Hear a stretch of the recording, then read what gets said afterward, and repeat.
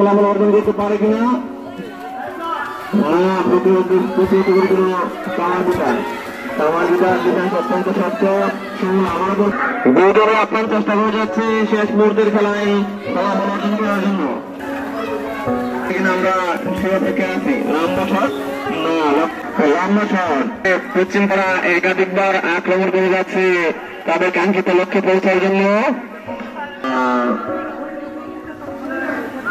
কি হচ্ছে আজকের এই খেলা থেকে আমরা আশা করবো ভবিষ্যতে। এখনো কামারবিটা এক গোলে এগিয়ে আছে।